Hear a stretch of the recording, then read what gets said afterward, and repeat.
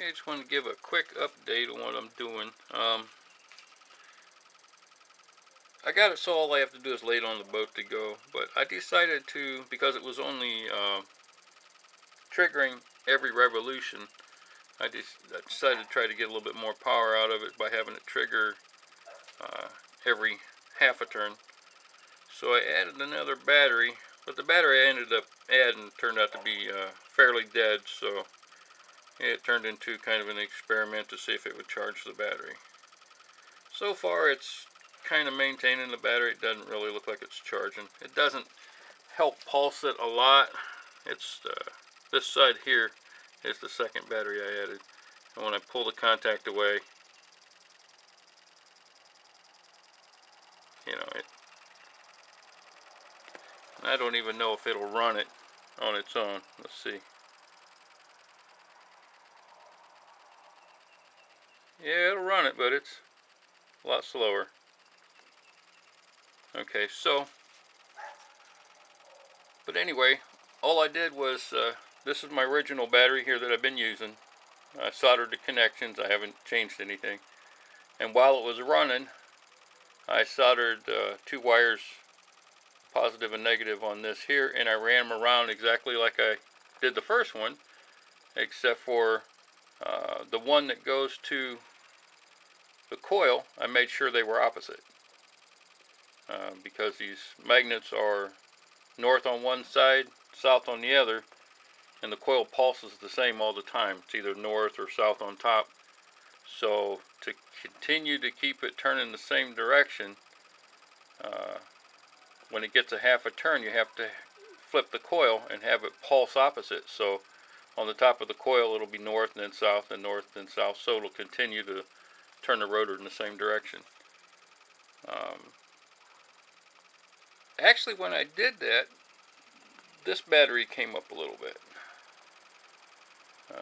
But here's the numbers that I did before I added the battery. I haven't really started keeping track after too much. I'm going to start though.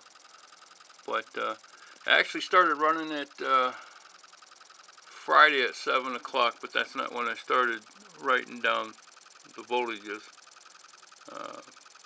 But in the beginning up here, 7 a.m. on Sunday, June 19th, it was 1.4, but I seen it go down to 1.34 before it popped back up. And I know I don't have that written down. It wouldn't really matter anyway. But then it went down, and you can see it goes down, then it goes up, and it fluctuates that way. I had this happen to me one other time when I was working with a Bedini. But with a Bedini, you have to have a charged battery and then the battery running the system. This is just the battery that's running the motor, and it's charging the battery at the same time. I'm beginning to believe that this probably won't stop running. I think it's, my personal opinion. If it does, it's going to take an awful long time. But the motor has enough torque to run that boat with just one trigger every revolution. With 2 triggers, it's got a lot more power. I'll put a serious load on it. That's a serious load. I'll just push with one finger. Yeah, it's very hard, and you can slow it down quite a bit, and it'll still, even going very, very, very slow. I don't know if you can see the whole thing jumping up and down a little bit, because my finger, I can't hold it on the side. It wants to pull it around because this is all rubber. But it has quite a bit of torque for 1.5 volts. Now, like I said, I just got, these aren't in series. It's still 1.5 volts. And I'm just using one battery for half a turn, and then the other battery for the other half. So it makes a full revolution, fires twice.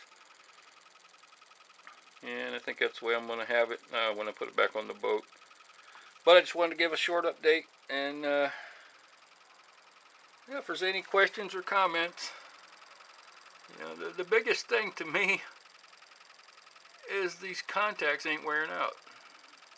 At least I haven't had any trouble with them. The same wires I've been using. This is the first one I put on. Same wire, same everything.